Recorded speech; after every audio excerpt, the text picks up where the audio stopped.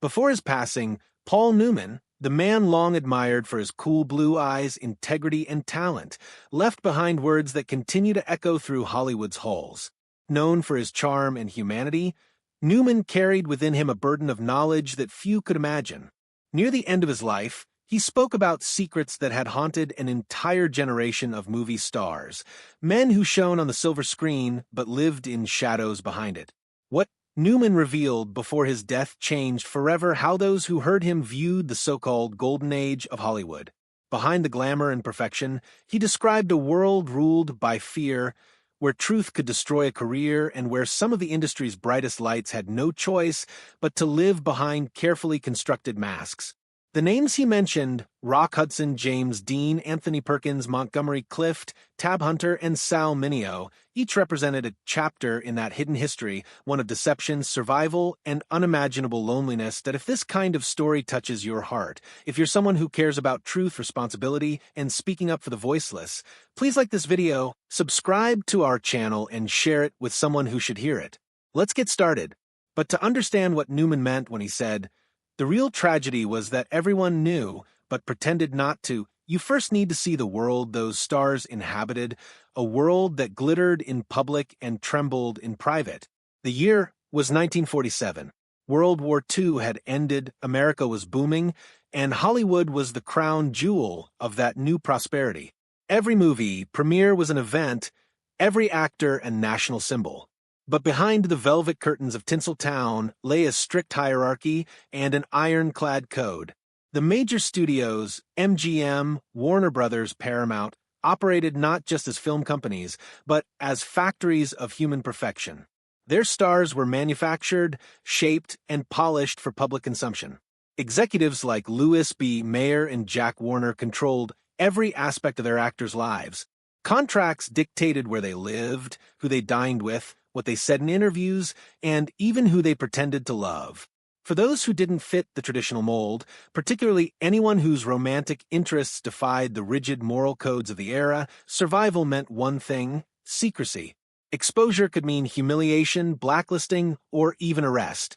To enforce this illusion, studios employed fixers, the most notorious being Eddie Mannix at MGM.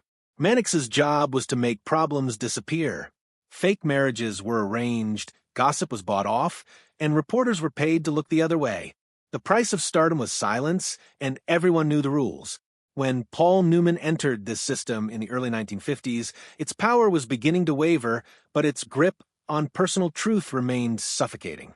Newman, admired for his decency, found himself surrounded by colleagues forced to live double lives. And as he grew older, he never forgot what that cost them. Of all the stars Newman spoke about, Rock Hudson stood as the most haunting symbol of Hollywood's deception. To millions of fans, Hudson was the ultimate man, tall, handsome, impossibly masculine. He starred in romantic comedies opposite Doris Day and became the embodiment of the American male ideal. But the truth was far more complicated. Behind the glossy magazine covers, Hudson was living a life built entirely on illusion. His agent, Henry Wilson, crafted his image with precision, orchestrating every public appearance. When whispers about Hudson's private life began to circulate, the studio took drastic measures. In 1955, a marriage was arranged between Hudson and Wilson's secretary, Phyllis Gates. The union lasted only 3 years, but it achieved its purpose. It silenced the rumors. Paul Newman, who saw Hudson often at industry gatherings, later confided that there was always an invisible tension in the air when Hudson entered a room. He was performing even when the cameras weren't rolling, Newman reportedly said. You could see the exhaustion in his eyes. Hudson's secret life was filled with constant vigilance. The studio's protection came at the cost of authenticity. He could never relax, never be himself, even among friends. And when he was diagnosed with AIDS in 1984, the web of illusion began to collapse. By the time of his death in 1985, Hudson had inadvertently become a symbol not of scandal, but of tragedy and truth. America was forced to confront its own prejudices, and Hollywood could no longer maintain its perfect facade. All those years of hiding, Newman said, and in the end, the truth came out anyway. If Rock Hudson's torment came from playing the ideal man, Anthony Perkins suffered from embodying the outsider. His portrayal of Norman Bates in Psycho remains one of the most chilling performances in film history and eerily reflective of his own inner struggles. According to Newman, Perkins was brilliant, yet deeply anxious. Tony was terrified of being found out, he told friends. Fame magnified his fear. Every glance, every question from the press could be dangerous. To the world, Perkins was a sensitive, intellectual artist. Privately, he lived a life of constant self-denial. The studios helped construct a protective myth around him, the introverted actor too busy with his craft for romance. In truth, Perkins had relationships with other men in the industry, but those connections had to be hidden completely. Even love became a risk. In the 1960s, under pressure from both society and the studios, Perkins sought treatment to change his orientation, a practice now recognized as cruel and harmful. Eventually, he married photographer Barry Berenson, and together they raised 2 sons. By all accounts, he loved his family deeply, but friends said the war within him never ceased.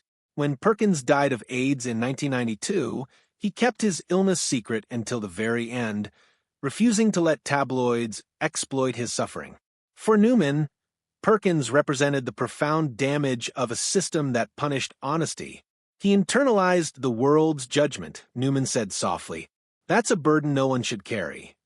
Few stars have burned as brightly or as briefly as James Dean. With only 3 major films, East of Eden, Rebel Without a Cause, and Giant, he became immortal, the very definition of restless youth. But the man behind the myth was far more complex than the studios wanted audiences to believe. Newman, who worked with Dean early in their careers, often said that Dean was untamable. He didn't care about Hollywood's rules or expectations. He loved who he loved, and he refused to apologize for it. Dean's fluidity, his refusal to fit neatly into the boxes that defined masculinity, both fascinated and frightened the studio heads. They couldn't control him, Newman reportedly said, and anything they couldn't control, they feared. Dean had relationships with women, most famously actress Pirangeli, but his close friendships with men were equally intense and intimate. In a time when ambiguity was forbidden, Dean lived it openly if quietly. When he died in a car crash in 1955 at just 24, Hollywood froze his image in place, the eternal rebel. But as Newman later reflected, if Jimmy had lived, he might have been the one to change everything. He didn't have the temperament to lie for decades. Dean's legend became whatever the public needed it to be, romantic, tragic, misunderstood. Yet the truth, Newman hinted, was far braver, a young man determined to live by his own rules, even in a world that punished difference. While James Dean symbolized youthful rebellion, Montgomery Clift embodied something deeper, raw vulnerability. Long before method acting became fashionable, Clift brought psychological realism to films like A Place in the Sun, From Here to Eternity, and The Misfits. His characters were tortured, sensitive, and human, reflections of the man himself. Monty was the most sensitive of us all, Newman later said. He couldn't separate his pain from his art. Clift's private struggles were an open secret in Hollywood. Though admired for his talent, he carried a quiet anguish about living a life that was never fully his own. His close friendship with Elizabeth Taylor became his lifeline. Taylor accepted him without question, shielding him from gossip and judgment. She became, in Newman's words, his safe harbor in a brutal storm. But tragedy struck in 1956 when Clift's face was disfigured in a near-fatal car accident. The physical pain and emotional strain deepened his dependence on alcohol and painkillers. Studios grew wary. His public image, already fragile, no longer fit their pristine ideal of masculinity. Clift died at 45 in 1966, alone in his New York apartment. Friends later called it the longest suicide in Hollywood history. Newman mourned him deeply, calling Clift's death inevitable in a world that demanded masks from men born to reveal truth. In the 1950s, Tab Hunter was the picture of perfection, the blonde, blue-eyed boy next door every teenage girl adored. He was Hollywood's safe fantasy, the all-American dream. But like many dreams, it wasn't real. Behind the innocent smile and wholesome films was a young man hiding a forbidden truth. Hunter's career was carefully managed by studio boss Jack Warner, who saw him as the ultimate heartthrob. When a scandal magazine threatened to publish an exposé on Hunter's private life, Warner personally intervened, trading another star's secret to keep Hunter's intact. For years, Hunter played along. He appeared at premieres with actresses like Natalie Wood and Debbie Reynolds, pretending to date them. It was theater, Newman later remarked, and everyone knew their lines. But the charade couldn't last forever. When Hunter bought out his contract to pursue serious roles, the studio protection vanished, and so did the offers.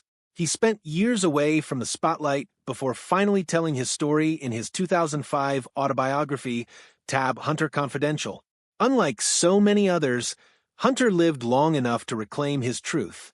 He found lasting love with film producer Alan Glazer, and together they built a quiet, honest life.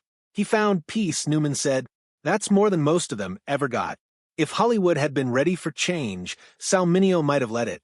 His talent was undeniable. After earning Oscar nominations for Rebel Without a Cause and Exodus, Mineo was poised for greatness. He was magnetic, emotional, and unafraid to play characters that challenged traditional masculinity. Newman, who worked with Mineo on Exodus, admired his courage. Sal was ahead of his time. He reportedly said, "He didn't play the game the way others did," and that cost him. As Mineo grew older, he became more open about himself, especially in the theater world, where boundaries were less rigid. In 1969, he directed a groundbreaking Los Angeles production of Fortune and Men's Eyes, one of the first plays to confront same-sex themes directly. It was a bold move that marked him as both artist and activist. But Hollywood wasn't ready. Film offers dwindled. Still, Mineo refused to live a lie. He decided honesty was worth the price, Newman later said. Tragically, that life was cut short in 1976 when Mineo was murdered outside his West Hollywood apartment at just 37. His death robbed cinema of a voice that was finally beginning to speak freely. Newman remembered him as the most fearless soul of our generation. When Newman spoke about these men, it wasn't gossip, it was grief. Each of them, in his eyes, represented a fragment of Hollywood's lost truth. Together, their stories revealed a world built on contradiction. Dazzlingly creative yet morally repressive, glamorous yet cruel. The tragedy, Newman once reflected, is that these men weren't allowed to be whole. They had to split themselves in two, the public self and the private one, and live with the fracture. For some, like Montgomery Clift, that fracture consumed them. For others, like Rock Hudson, the mask eventually crumbled in the harsh light of reality. A few, like Tab Hunter, survived long enough to mend the divide. But all of them bore scars that fame could never heal. Newman didn't absolve himself either. We were all complicit, he admitted. We kept quiet because that's how things worked. Maybe if more of us had spoken up, things might have changed sooner.